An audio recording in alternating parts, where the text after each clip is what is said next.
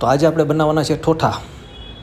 ટમેટાં, ડુંગળી અને લીલું લસણ મસ્ત મજાનું ઝીણું ઝીણું કાપી લીધું છે, એટલે ચડી જાય જલ્દી.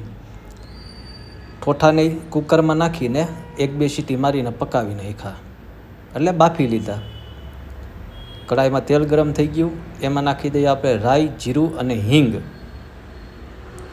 અને રાઈ ફૂટી જાય એટલે 2-3 એલચી નાખી દીધી. કાંદા નાખી દીધા. હવે એ મસ્ત ગુલાબી કલરના થઈ જાય ને ત્યાં સુધી એને પકાવીને પછી એમાં નાખી દઈએ આપણે ટમેટાં. હવે ટમેટાં પાકી જાય ને એ માટે એમાં નાખી દઈએ આપણે થોડુંક હળદર અને મીઠું, એટલે પાણી છોડે ને તો ફટાફટ પાકી જાય. હવે આમાં બધા મસાલા નાખી દીધા અને થોડું અમથું પાણી નાખીને આને આપણે પકાવી લઈએ ઢાંકીને.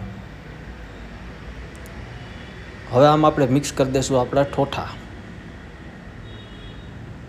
મસ્ત મજાનો મસાલો આપણો થઈ ગયો છે તૈયાર. શું કહેવાય, ગ્રેવી. આ ઠોઠા બધા પલટાવી દીધા. હવે એમાં તમારે જેટલો રસો રાખવો હોય એટલું પાણી નાખીને ચડવા દેવાના થોડી વાર. અને જો મસ્ત ધાણાભાજી નાખી દીધી તો આપણા ઠોઠા તૈયાર થઈ ગયા છે.